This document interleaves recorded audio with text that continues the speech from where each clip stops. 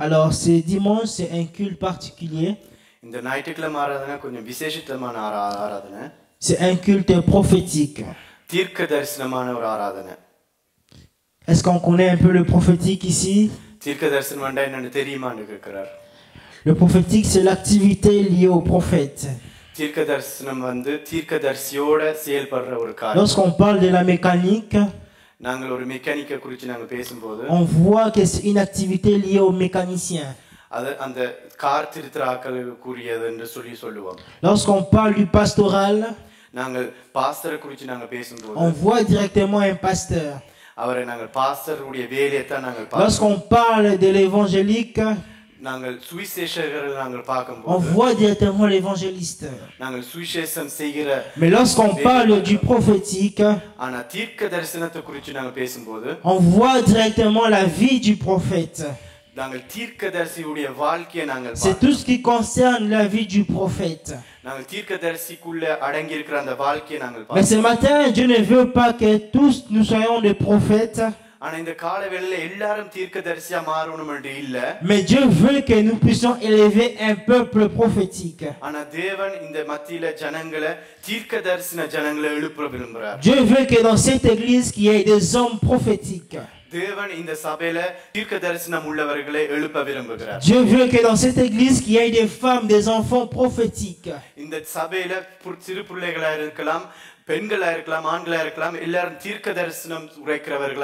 Alors, être prophétique, c'est quoi?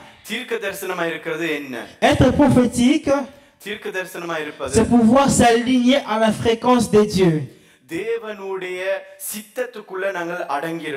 Être prophétique, c'est la capacité de l'esprit de l'homme à pouvoir sonner le son qu'a émis l'esprit de Dieu.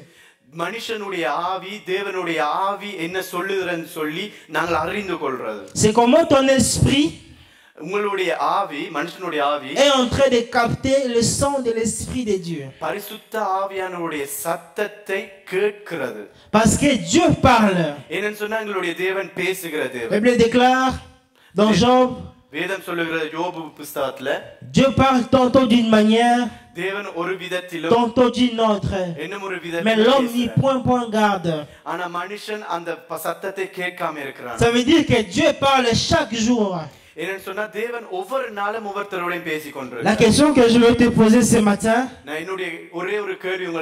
si Dieu parle chaque jour, qu'est-ce que Dieu t'a dit ce matin avant que tu viennes dans ces lieux? Qu'est-ce que Dieu t'a dit par rapport à ta situation? Donc ça veut dire que Dieu parle chaque jour. Et Dieu a compris que le seul problème avec l'homme, c'est que l'homme n'est pas attentif à savoir.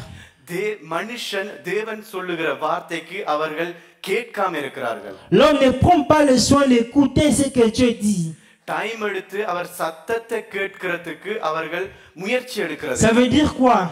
La Bible déclare que l'obéissance vaut mieux que les sacrifices.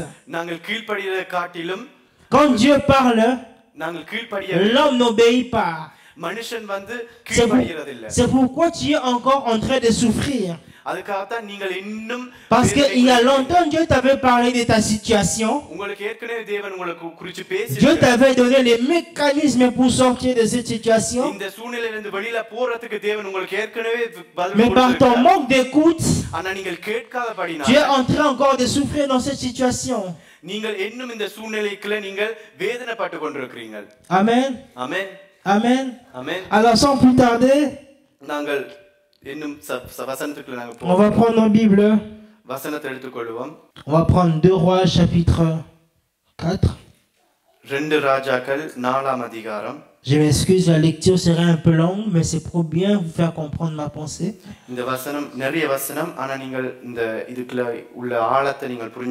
À partir du verset 8 jusqu'au verset 37. Alors, il s'agit d'une histoire, le thème de mon message déjà, c'est « Tout va bien ». En quittant ici, dis-toi que tout va bien. Peu importe le problème auquel tu es confronté, dis-toi que tout va bien. Peu importe la grandeur de ton problème. Peu importe même tes ennemis qui veulent te faire du mal. Peu importe même ta situation qui continue à s'empirer. Dis-toi que tout va bien. Dis à ton voisin, tout va bien.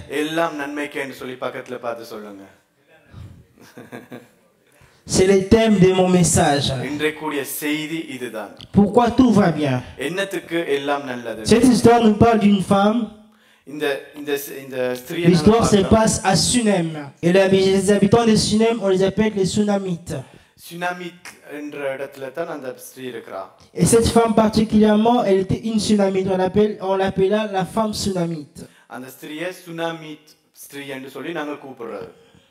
Alors cette femme avait un problème.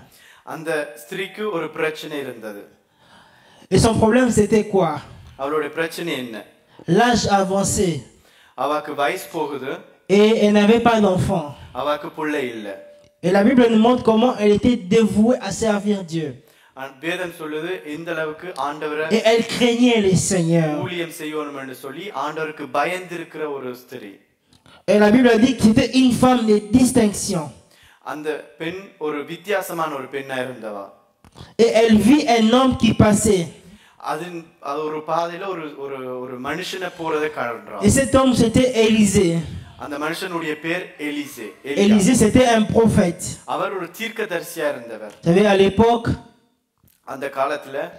Christ n'avait pas encore légué les dons ministériels.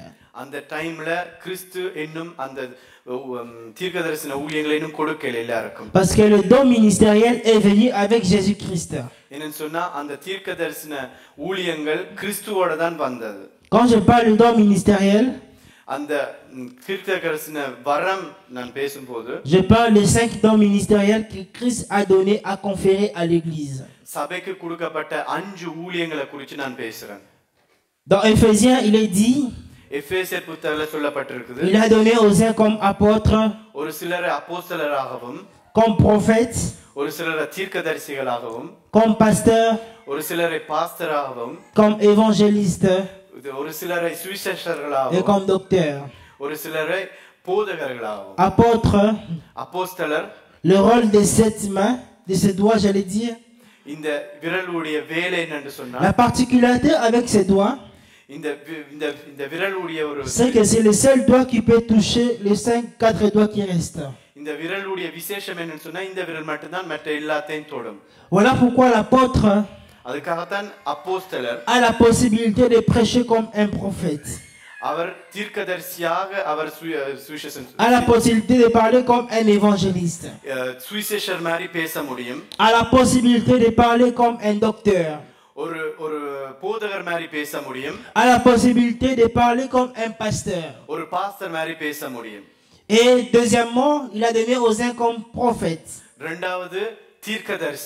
Le rôle du prophète, c'est ces doigts ici. C'est pour donner la direction. C'est pour orienter. Voilà pourquoi cette dame qui était en train de traverser un temps difficile, Dieu a permis qu'elle puisse croiser un prophète. C'était pour orienter sa vie et lui apporter la solution. Parce que j'ai dit à l'époque, Dieu n'avait pas encore donné le don ministériel. Mais Dieu avait déjà donné dans cette époque-là des prophètes. Pour ceux qui lisent la Bible, vous allez voir qu'à l'Ancienne Alliance, il n'y avait pas de pasteurs. Il n'y avait pas d'apôtres. Il y avait des sacrificateurs. Il y avait des prêtres. Il y avait des rois, il y avait des prophètes. Voilà pourquoi Dieu dit, on vous réclamera le sang de tous les prophètes, depuis Abel jusqu'à Zacharie. C'est parce que Abel était prophète. Voilà pourquoi j'aimerais dire à quelqu'un ce matin, Dieu m'envoie comme ton prophète pour te sortir de cette situation par laquelle tu es en train de traverser. J'aimerais dire à quelqu'un, si tu crois, tu verras la gloire de Dieu. Et je disais, si tu crois, Dieu a la possibilité ce matin de résoudre ton problème. Je ne connais pas quel est ton problème, mais je crois en ce matin que Dieu a la possibilité de donner ton miracle à quelqu'un. Alors comme je disais, cette femme était dans le besoin. Elle n'avait pas d'enfant. Elle dit à son mari, je vois que cet homme, Élisée, passe régulièrement chez nous. Et elle dit que je vois que cet homme est un saint homme de Dieu.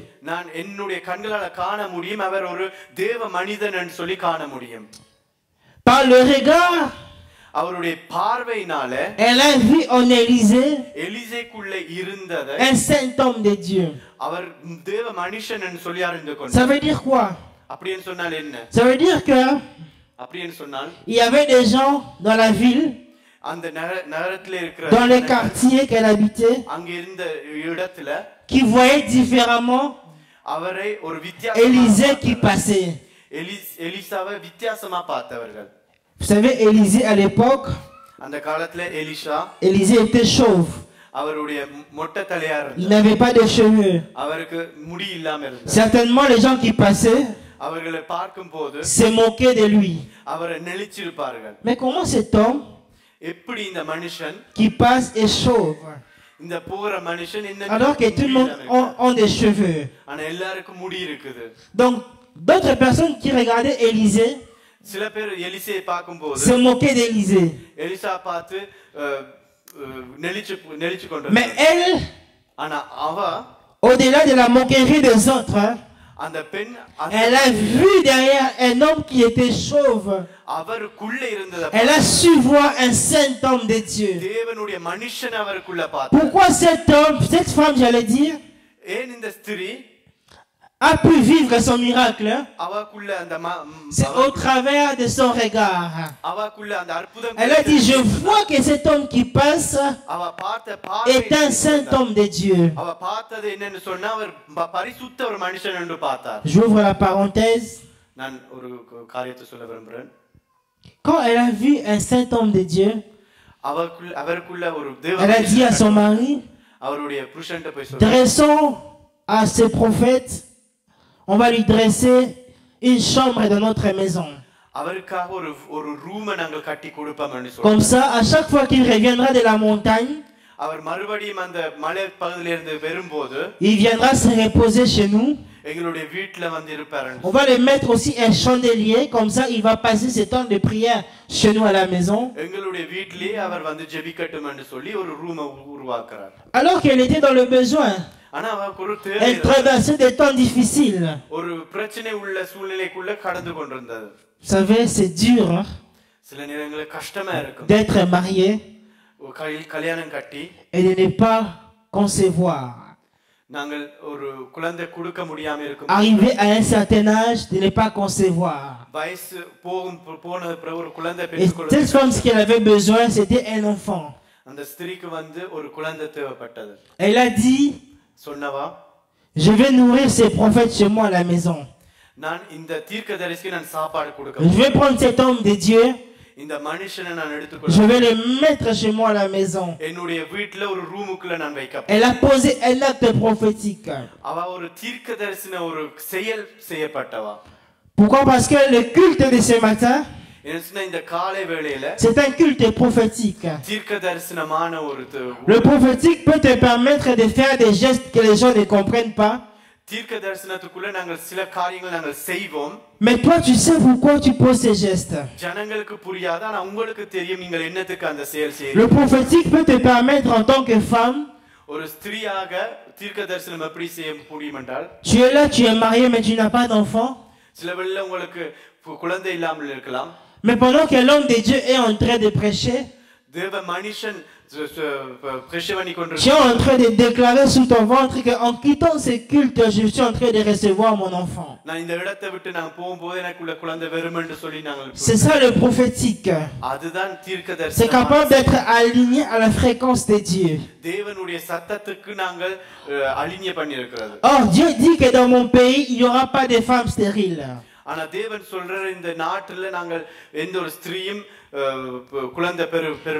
Je ne sais pas quelle stérilité tu es en train de vivre ce matin. Je ne sais pas quelle stérilité tu es en train d'être confronté ce matin.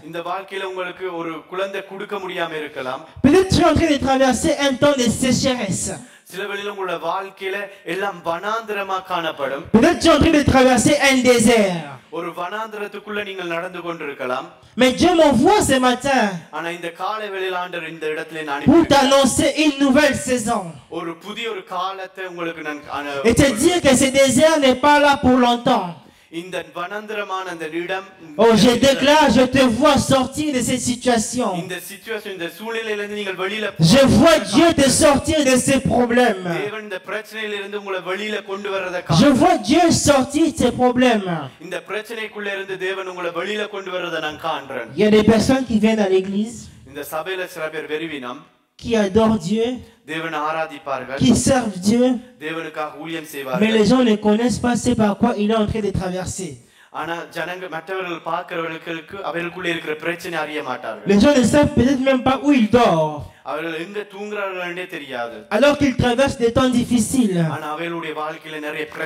Mais chaque dimanche, il vient à l'église, il sert Dieu, il croit en Dieu, il se dévoue au service de Dieu, il est fidèle même dans ses dîmes, il est fidèle dans ses offrandes, il est dévoué. Mais une chose, c'est que les gens ne connaissent pas ce qu'ils traversent. Et très souvent nous cachons nos difficultés par notre habillement. Vous allez voir quelqu'un bien habillé, les gens se fient à son habillement. Les gens pensent que comme il est bien habillé, il n'a pas de problème. J'aimerais vous garantir une chose. Toute personne qui vit dans ce monde a des problèmes. Même moi qui vous parle, j'ai aussi des problèmes. Mais je ne mets pas mes problèmes en avant. Je sers d'abord Dieu. Et ensuite, Dieu s'occupera de moi. Premièrement, recherchez le royaume des cieux, dit la Bible. Ne recherchez pas la solution à vos problèmes. Ne regardez pas à vos problèmes. Mais cherchez premièrement le royaume des cieux. Cherchez premièrement à servir Dieu. Cherchez différemment à servir Dieu. Allez d'excellence en excellence. Ne restez pas où vous êtes. Allez de gloire en gloire. Servez Dieu différemment. Ne restez pas au même niveau. Non, un enfant n'est pas appelé à rester enfant. Quand un enfant naît, il mange peut-être la bouillie ou des céréales. Il mange ça. Mais quand il grandit, il ne reste pas dans ça. Sa nourriture change en fonction de sa croissance. Voilà pourquoi je suis venu dire à quelqu'un, il est temps que ta dimension change. Il est temps que tu puisses changer de dimension. Tu ne dois pas rester bébé. Tu dois croître dans la prière, dans la méditation de la parole. Et ainsi, c'est comme ça que tu vas croître. Alors cette femme dit à son mari, on va héberger le prophète chez nous à la maison. Et lorsqu'elle héberge le prophète, elle manifeste l'hospitalité. Alors qu'elle n'a rien dit au prophète. Le prophète ne connaissait même pas sa situation. L'homme de Dieu ne savait pas qu'elle n'avait pas d'enfant. L'homme de Dieu ne savait pas qu'elle désirait l'enfant.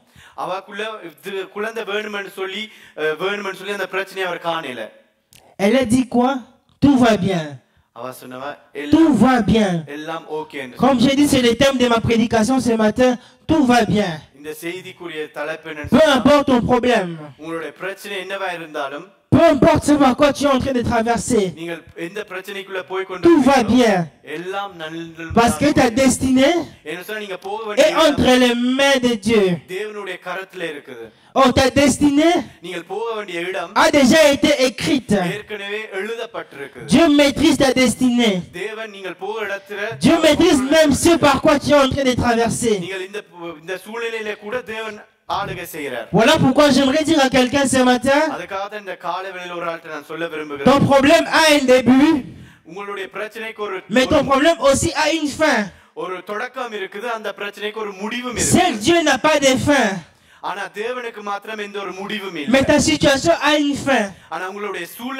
J'annonce à quelqu'un ce matin que c'est la fin de ta situation. C'est la fin de ton problème. Je suis en train de déclarer. Je suis en train de prophétiser dans cette église, dans les membres de cette église, que c'est la fin de ta situation. Cette situation par laquelle qui t'a fait pleurer. Cette situation par laquelle tu t'es posé des questions. Pourquoi je passe par là? Alors que je prie. Alors que j'ai donné ma vie au Seigneur. Pourquoi Dieu doit me faire passer par là? Dieu me dit ce matin que c'est la fin de cette situation. Et je vois la gloire de Dieu se manifester dans ta vie. Je vois la gloire de Dieu se manifester dans ta maison. Dans le nom de Jésus. Amen. Lorsque le prophète à la maison, alors que le prophète ne connaît pas sa situation, elle fait tout ce qu'elle a pu faire pour le prophète. Elle a manifesté autant d'hospitalité. Alors qu'elle est dans le besoin. Alors qu'elle est dans le besoin. Ça veut dire quoi en fait ce que je suis en train de dire? Ça veut dire qu'elle s'est mise à servir Dieu. Avec son besoin, avec ses difficultés, de ne pas pouvoir donner d'enfant à son mari. Certainement, elle avait les chagrins, elle avait l'amertume, elle était désespérée. Mais cela n'a pas empêché de servir Dieu, de manifester l'hospitalité envers un prophète.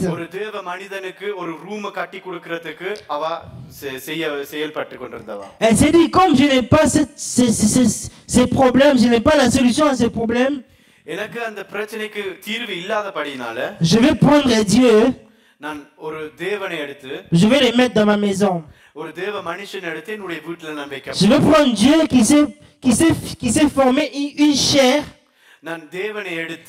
Parce que lorsque Dieu veut impacter une personne, lorsque Dieu veut faire quelque chose dans une maison, dans une famille, dans une église, Dieu passe toujours par un homme.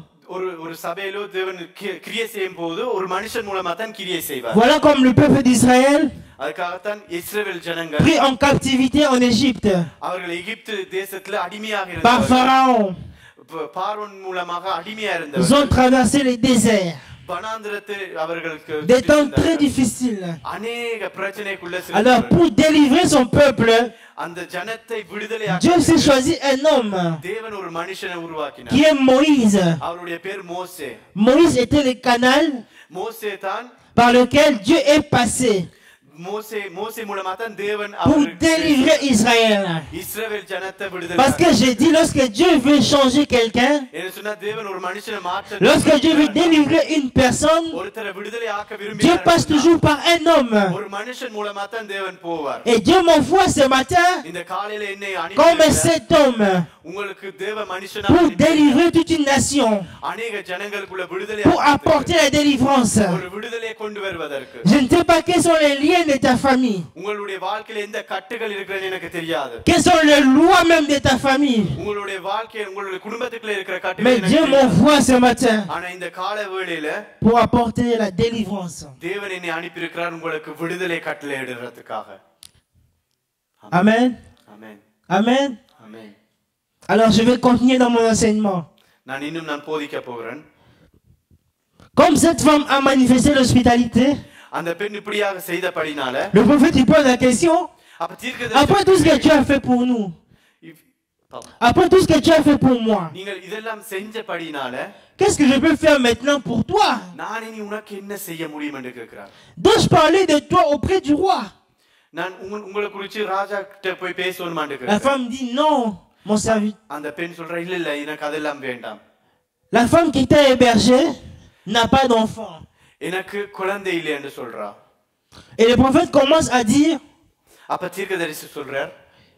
il commence à prophétiser pour dire l'année prochaine, à la même époque, tu auras un fils. Conformément à la parole du prophète Élisée, l'année prochaine, les jours se sont passés. Cette femme a eu l'enfant conformément à la parole du prophète. Parce que tout ce que Dieu dit, tout ce que Dieu annonce, finit toujours par s'accomplir. Peut-être que ce matin, tu es porteur des paroles de Dieu dans ta vie. Tu es porteur des prophéties. Je suis venu dire que tout ce que Dieu a dit sur toi va s'accomplir. La parole que Dieu t'avait annoncée, même ça fait des années, ça finira par s'accomplir. J'aimerais dire à quelqu'un ce matin, Dieu n'est pas un homme pour mentir. Tout ce qu'il a annoncé sur ta vie, ça va prendre forme. Il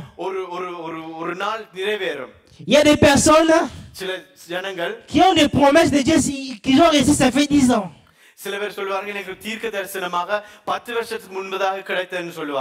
fait 10 ans que Dieu t'avait parlé de telles choses, mais que tu n'as pas encore vu. Est-ce que ce matin il y a des personnes qui ont reçu des promesses qui n'ont pas encore vu ces choses? Dieu t'avait parlé il y a 5 ans, mais tu n'as pas encore vu ces choses. Est-ce que tu es là ce matin? Mais j'aimerais t'annoncer une chose. Dieu n'est pas un homme pour mentir. C'est que sa bouche annonce, sa main l'accomplit. Oh, c'est que sa bouche annonce, sa main l'accomplit. Et la bouche de Dieu avait parlé à travers le prophète pour dire à la femme que l'année prochaine, à la même époque, tu auras un enfant. Et l'année prochaine, cette femme a eu un enfant. Et l'enfant est né. L'enfant a grandi. L'enfant est allé jouer. Et en rentrant, il rentre avec des maux de tête. Il dit à sa mère, ma tête, ma tête. Je ne sais savoir si c'était un combat. Mais quand il rentre chez sa mère, il dit à sa mère qu'il avait mal à la tête, qu'il avait des maux de tête. Et sa mère prend l'enfant, le temps qu'elle prenne l'enfant, l'enfant est mort. J'ai une question. Alors que le prophète avait prophétisé, alors que Dieu avait parlé à cette femme pour dire que tu auras un enfant, ça veut dire que l'enfant est venu par une parole prophétique. Mais l'enfant est mort. Comment Dieu peut donner et l'enfant meurt? Comment Dieu peut faire et Dieu lui-même ravir cette chose? Mais je crois que si Dieu a permis cette situation, Dieu voulait tester la foi de la femme. Certaines situations que nous traversons, Dieu veut nous éprouver. Dieu veut éprouver notre foi. Dieu veut tester notre foi. Est-ce que nous croyons en lui-même lorsque ça ne va pas? Est-ce que nous avons foi en Dieu alors que les choses sont difficiles? Vous savez, dans les choses de Dieu, il y a les ténèbres, il y a la lumière. Les ténèbres veut dire quoi? Les ténèbres veut dire les déserts, les situations difficiles. Et c'est dans les temps difficiles que Dieu éprouve notre foi. Pour voir si ta foi est solide. Parce que la bénédiction que Dieu veut t'accorder demande à ce que tu aies une grande foi. Un homme de foi, c'est quelqu'un qui sait voir Dieu dans les tempêtes. Une femme de foi, c'est une femme qui sait voir Dieu dans les temps difficiles. Alors que les temps sont difficiles, alors que je traverse des temps compliqués, est-ce que tu sais voir Dieu derrière ça? Est-ce que tu sais voir, reconnaître la voix de Dieu alors que tu es en train de traverser des déserts? Voilà pourquoi quand Jésus-Christ est né, il est né dans une étable. Oui, où il y a des brebis, des animaux. Il est né là-bas. Parce qu'on pense que des fois, tout ce qui est beau, c'est des dieux. C'est faux. Un homme peut être bien habillé, mais c'est un occultiste. Mais une personne qui n'est pas bien habillée peut être un canal de bénédiction pour toi. Peut être une personne qui porte Dieu. Dieu n'est pas forcément dans des belles choses. Voilà pourquoi je vois Dieu dans ce que tu es en train de traverser. Peu importe ta situation, j'aimerais dire à quelqu'un ce matin, tout va bien. Premièrement, qu'est-ce qui a permis à cette femme de recevoir son miracle? Qu'est-ce qui a permis à cette femme de vivre son miracle? Elle dit, je vois que cet homme qui passe est un saint homme de Dieu. Le regard qu'elle a porté à cet homme, c'était le premier atout. அதுதான் முதலாவது காரியம் அந்த தேவ மனுஷனை கண்டது. Qui a permis à cette femme அந்த ஸ்திரீக்கு de recevoir son miracle. அவளுக்குள்ள அந்த அற்புதம் கிடைக்கும்படியா. Le regard. முதலாவது பார்வை. Le regard que tu portes நீங்கள் கொள்ற பார்வை envers un prophète de Dieu ஒரு தீர்க்கதரிசி மேல வைக்கிற et l'ouverture surnaturelle pour ton miracle. உங்களுக்குள்ள நடக்க போகிற அந்த அற்புதத்தின் கதவு. Le regard que tu portes நீங்கள் வைத்திருக்கிற அந்த பார்வை envers un homme de Dieu தேவ மனிதனுக்கு முன்பதாக வைத்திருக்கிற அந்த et l'ouverture surnaturelle pour ton miracle. அற்புதத்தின் கதவா காணப்படுகிறது. Elle a vu en cet homme un saint homme de Dieu. அந்த மனுஷனுக்குள்ள தேவ மனுஷனை கண்டார். Alors que tout le monde voyait un chauve. ஆனா மற்ற எல்லாரும் ஒரு மொட்டை தலையை தான் கண்டவர். Elle a vu அவ என்ன கண்டவன் un saint homme de Dieu. தேவ மனுஷனை கண்டார். Par le regard அவருடைய பார்வையின் elle a pu vivre son miracle. அவளுக்குள்ள அந்த அற்புதம் கிடைக்கப்பட்டது. Qu'est-ce que tu vois quand tu qu'est-ce que tu vois quand tu me vois? Si je peux dire ça, permettez-moi la tautologie. என்ன கண்டா நீங்கள் என்னத்தை பார்க்கிறீர்கள்? Qu'est-ce que tu sens quand tu me regardes? என்ன பார்க்கும்போது உங்களுக்குள்ள என்ன சூழ்நிலை வருது? Qu'est-ce que tu sens quand tu regardes ton pasteur? உங்களுடைய பாஸ்டரை பார்க்கும்போது எப்படி நீங்கள் பார்க்கிறீர்கள்? Qu'est-ce que tu sens quand tu vois un homme de Dieu? தேவ உண்மையான தேவ மனிதனை பார்க்கும்போது நீங்கள் உங்களுக்குள்ள என்ன வருகிறது? Et cette femme, அந்த பெண் elle a vu un saint homme de Dieu. அவருக்குள்ள தேவ மனுஷன் தெய்வீகத்தை கண்டவர். Lorsque tu reconnais நீங்கள் அந்த தெய்வீகத்தை நீங்கள் la divinité அவருக்குள்ள இருக்கிற அந்த தெய்வீகத்தை நீங்கள் dans un homme de Dieu, ஒரு தேவ மனிதனுக்குள்ள அந்த c'est une porte pour ton miracle. உங்களுக்கு அற்புதம் நடக்கிறதுக்கு அது உங்களுடைய கதவா காணப்படுகிறது. Cette femme, அந்த பெண் elle a vu la divinité அந்த மனுஷனுக்குள்ள தெய்வீகத்தை கண்டா. dans un homme chauve. அந்த மொட்டை தலைக்குள்ள தெய்வீகத்தை கண்டா. Et ça a été un atout pour vivre son miracle. அவ அந்த அற்புதத்தை வாழ்றதுக்கு அவக்கு ஒரு பெரிய ஒரு கதவு திறக்கப்பட்டது. Lorsque tu perds ce regard, அந்த பார்வையை நீங்கள் இழக்கும்போது tu fermeras la porte de ton miracle. உங்களுடைய அற்புதத்தின் கதவை நீங்கள் பூட்டுறீங்க. Élisée passait, elle ne connaissait pas cet homme. எலியா இதால தான் போனவன் அந்த மனுஷனை தெரியாது யாரு. Elle avait personne même qui connaissait cet homme. அந்த பெண்ணுக்கு Mais parce que cet homme passait régulièrement. ஆனா அடிக்கடி அந்த மனுஷன் Elle dit que je vois que cet homme qui passe régulièrement, இந்த போற மனுஷனை நான் காண்றேன். je sens cela. எனக்குள்ள நான் உணர்ந்து கொள்றேன். Que c'était un homme de Dieu. தேவ மனுஷன் என்று சொல்லி C'est un saint homme de Dieu. தேவ மனுஷன் என்று நான் உணர்ந்து கொள்றேன். Par le regard, அவருடைய பார்வையினால elle a obtenu son miracle. அற்புதத்தை பெற்றுக்கொண்டா.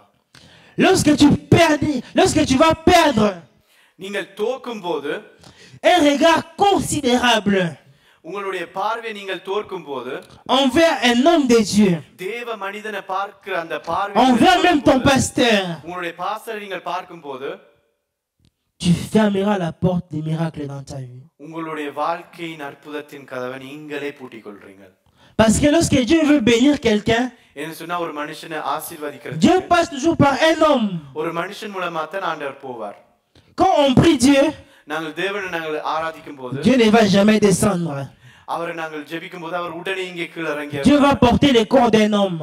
ஒரு மனுஷனுக்குள்ள தான் இறங்கி வருவார். Voilà pourquoi lorsque Dieu voulait restaurer l'humanité, அதுக்காகத்தான் இந்த உலகத்துக்கே ஒரு ரட்சிப்பு கொண்டு வர்றதுக்காக il s'est formé un corps qui est Jésus. அவரே இயேசு கிறிஸ்து மூலமாக ஒரு மனுஷனாக உருவாகி வந்தார். Alors que le monde est dans le chaos, இந்த உலகமே ஒரு தீமைக்குள்ள போய் கொண்டிருந்த நேரத்துல à travers le péché adamique, ஆதாமுடைய பாவத்தில் அவர்கள் மூழ்கி கொண்டு போய் கொண்டிருந்த நேரத்துல l'homme a perdu மனுஷன் என்னத்தை இழந்தார்? sa relation avec le divin. தேவனோடு அந்த உறவை அவர்கள் இழந்தார்கள். Pour restaurer cette relation entre l'humain et le divin, மனுஷனுக்கும் தேவனுக்கும் அந்த உறவை மறுபடியும் Dieu s'est formé un corps qui est Jésus. தேவன் அவர் இயேசு கிறிஸ்து என்ற அந்த சரீரத்தோட வந்தார். Lorsque Dieu veut restaurer quelqu'un, ஒருத்தருடைய வாழ்க்கைக்குள்ள lorsque Dieu veut visiter quelqu'un, ஒருத்தருடைய வாழ்க்கைக்குள்ள வர வேண்டும் என்று Dieu சொல்லும்போது passe toujours dans un corps. தேவன் ஒரு தேவ மனுஷன் மூலமாக Dieu passe toujours par un homme. Voilà pourquoi ce matin j'aimerais annoncer à quelqu'un que Dieu m'envoie pour t'annoncer qu'il y a un miracle qui est en train d'arriver dans ta vie. Je suis en train d'annoncer un miracle dans ta vie.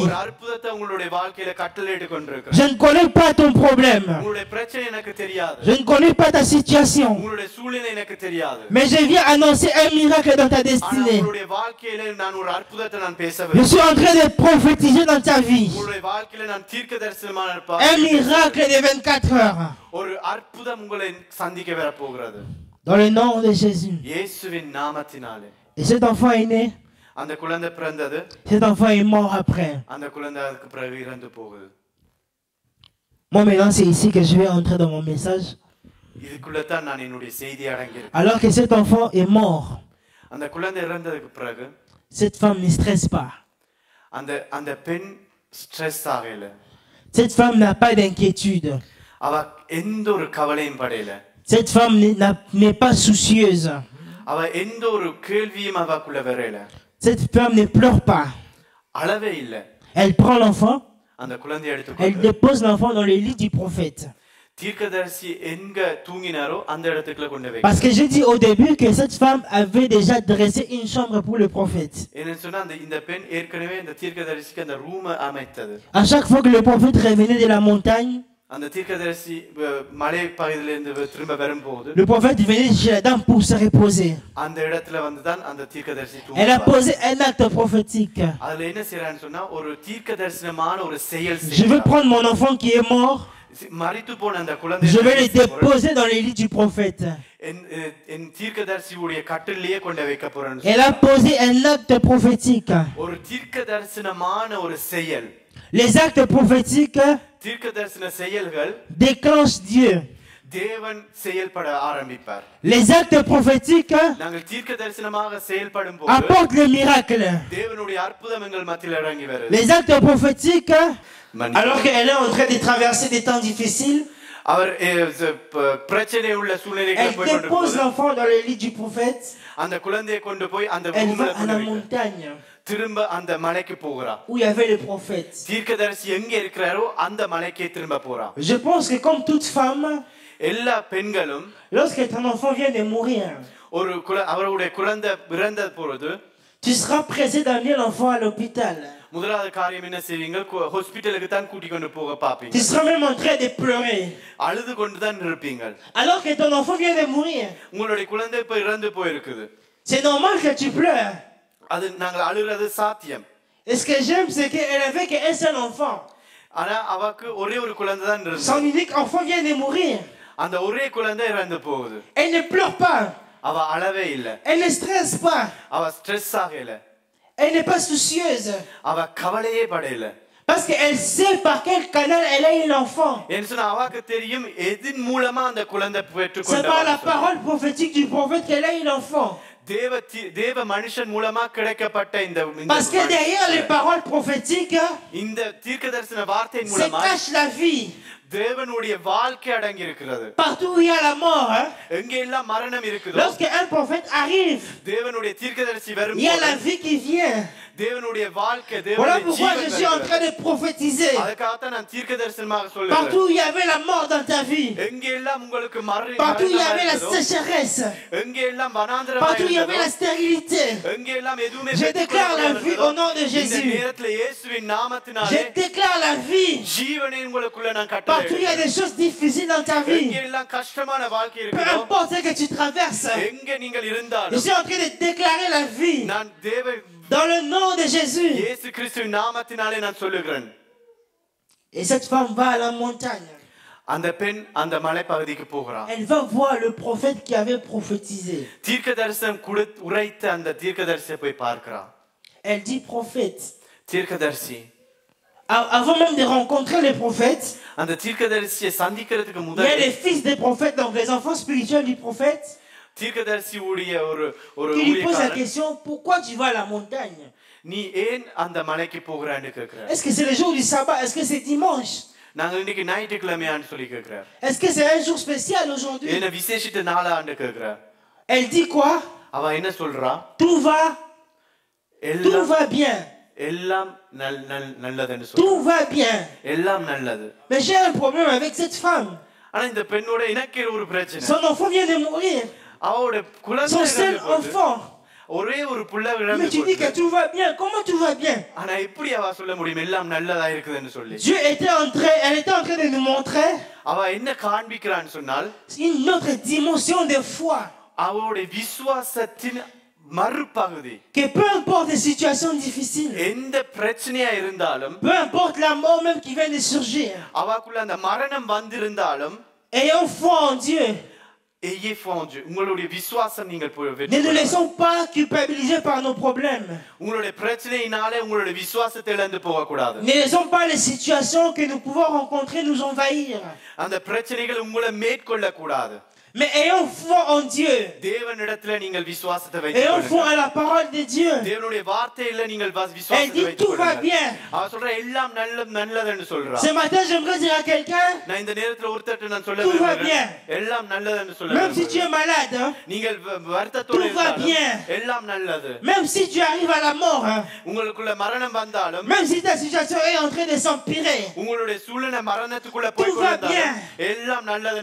Même si tes finances sont bloquées, tout va bien. Même si tu n'as pas de papier, tout va bien. Oh, j'aimerais dire à quelqu'un, tout va bien. Parce que celui qui a nos destinées entre nos mains n'est pas un homme, mais c'est Dieu. Et tant que Dieu a parlé, Dieu va l'accomplir. J'aimerais annoncer à quelqu'un que tout va bien. Oh, je ne connais pas ton problème. Je ne connais pas ta situation. Mais tout va bien. Tout va bien. Dis à ton voisin, tout va bien. Amen. Et cette femme, elle n'est pas abattue par la situation. Elle dit, je vais rentrer vers le prophète qui avait prophétisé. Certainement, il va prier pour mon enfant et mon enfant va revenir à la vie. Lorsque nous avons des problèmes, la solution n'est pas chez les hommes. La seule solution, c'est auprès de Dieu.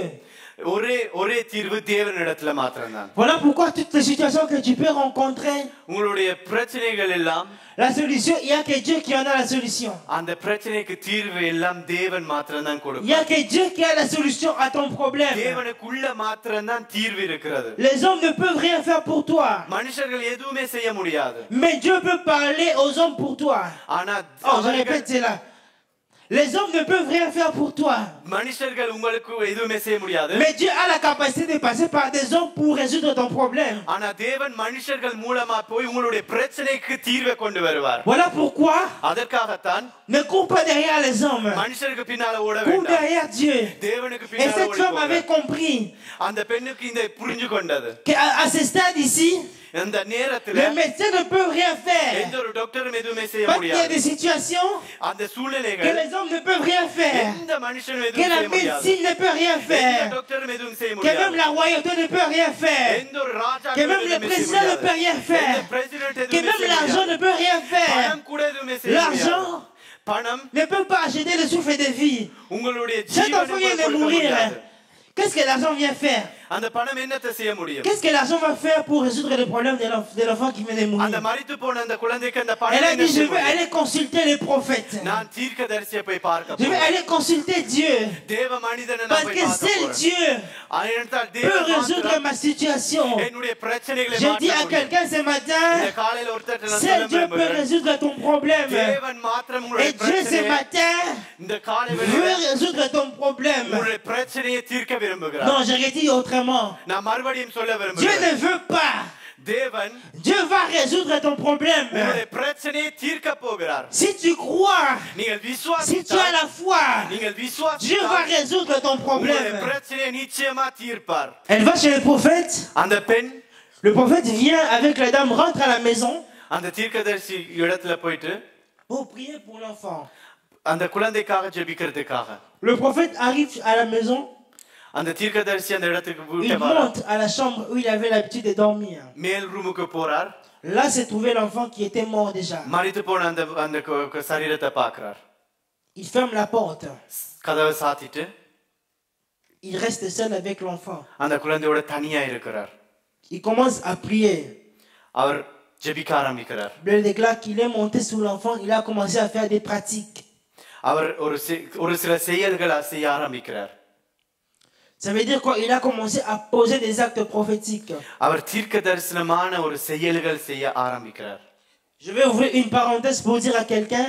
ஒரு காரியத்தை நான் சொல்ல விரும்புறேன் ஒரு ஆளுக்கு. Lorsque vous vous attendez à Dieu. நீங்கள் தேவனிடத்தில் ஒரு காரியத்தை எதிர்பார்த்து கொண்டிருக்கும்போது. Lorsque vous voulez vivre à Dieu.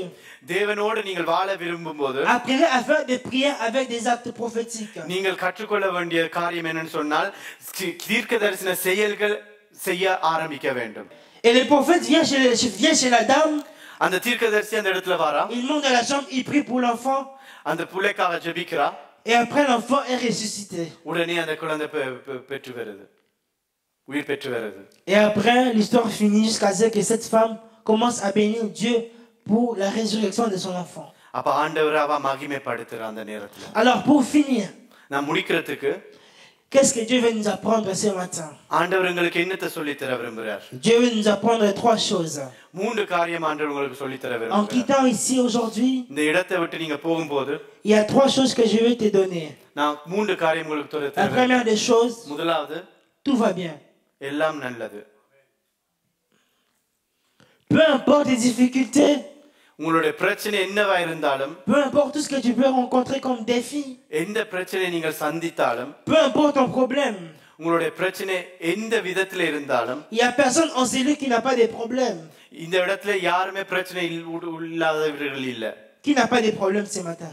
இந்த இடத்துல யாருக்கு பிரச்சனை இல்ல? Tout le monde a des problèmes. எல்லாருக்கும் பிரச்சனை இருக்கு. Même moi-même j'ai des problèmes. எனக்கும் பிரச்சனை தான். Mais tout va bien. ஆனா எல்லாம் நல்லதுக்கு. Deuxièmement, இரண்டாவது, garde la foi en Dieu. தேவனிடத்துல விசுவாசத்தை வைத்துக்கொள்ளுங்க. Grandis dans la foi. விசுவாசத்தை நீங்கள் பெருப்பிக்க பண்ணணும். Qu'est-ce qui a permis à la femme அந்த பெண்ணுக்கு de dire tout va bien alors que son enfant vient de mourir?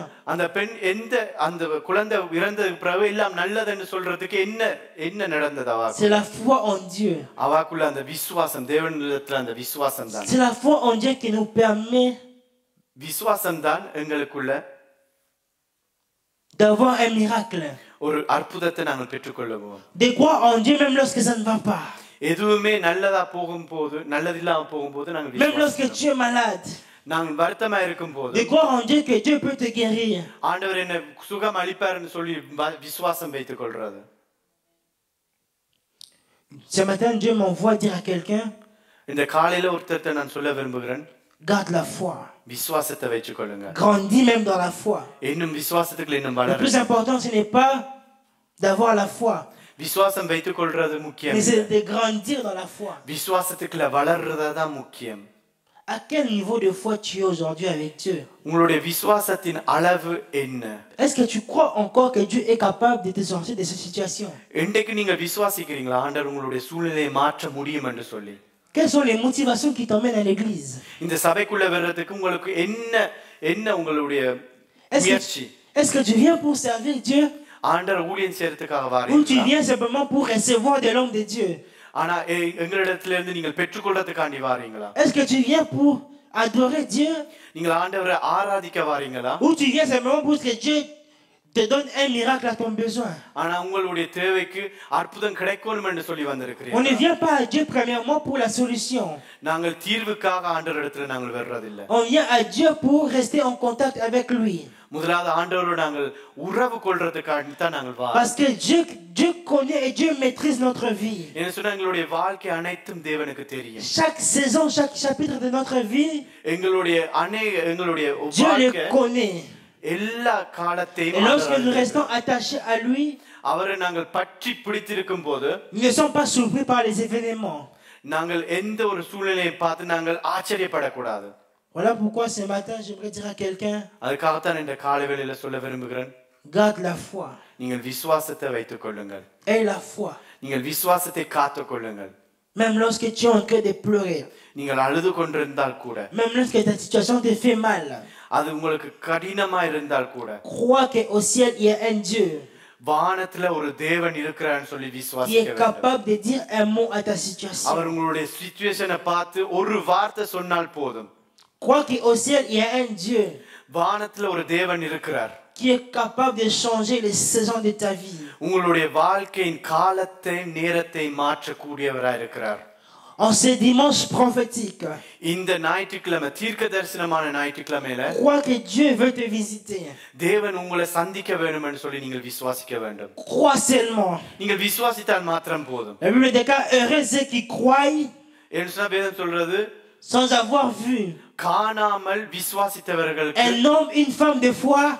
ஒரு விசுவாசம் உள்ள மனுஷன். C'est un homme et une femme qui sait voir Dieu même lorsque les yeux ne lui présentent pas des choses qu'elle désire. நல்ல காரியங்கள் அவருடைய தேவையுடைய காரியங்கள் காணாத நேரத்துல தான் தேவனை நாங்கள் பார்க்கிறோம். C'est de voir ton miracle alors que tu es malade. நீங்கள் வருத்தமாய் இருக்கும்போது உங்களுடைய தேவனுடைய அற்புதத்தை காண்றீங்கல்ல அதுதான். Même lorsque tes yeux ne te présentent pas ce que tu cherches. நீங்கள் பார்க்கிற காரியம் அது உங்களுக்கு கிடைக்காம இருந்தாலும். Mais tu vois déjà ça dans ton esprit. ஆனா உங்களுடைய ஆவிக்குள்ள அதை நீங்கள் காண. Parce que celui qui sait voir, அதை காண ஆரம்பித்தால் il sait avoir. அவர் பெற்றுக்கொள்ள முடியும். Je disais celui qui sait voir, அவர் காண முடிந்தால் il peut avoir. அவருக்குள்ள பெற்றுக்கொள்ள முடியும். Quand tu sais voir ton miracle, உங்களுடைய அற்புதத்தை நீங்கள் tu auras ton miracle. நீங்கள் அந்த அற்புதத்தை Quand tu sais voir ta promotion, உங்களுடைய அற்புதத்தை நீங்கள் tu auras ta promotion. உங்களுக்குள்ள Quand tu sais voir ton miracle, உங்களுடைய அற்புதத்தை tu நீங்கள் vivras ton miracle. அந்த அற்புதத்துக்குள்ள நீங்கள் வாழ ஆரம்பிப்பீர்கள். Est-ce qu'on peut s'élever? எழுந்து கொள்வோம். On va prier. நாங்கள் ஜெபிக்க போகிறோம். On va dire au Seigneur, ஆண்டவரிடத்தில் நாங்கள் சொல்ல போகிறோம். fais-moi voir ta gloire. உம்முடைய மகிமையை நான் காண En ce dimanche. இந்த ஞாயிற்றுக்கிழமை நாள். Alors élève ta voix, commence à prier. குரல்களை உயர்த்தி நீங்கள் ஜெபிக்க ஆரம்பியுங்கள்.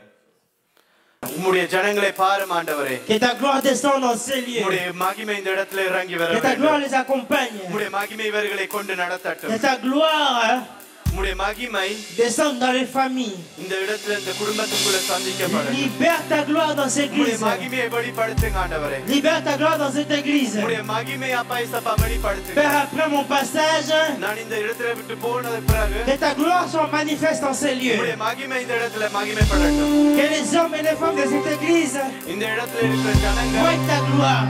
உம்முடைய மகிமையை காணட்டும். Oui, voient ta gloire. உம்முடைய மகிமையை காணட்டும். Oh la basito de Demesh.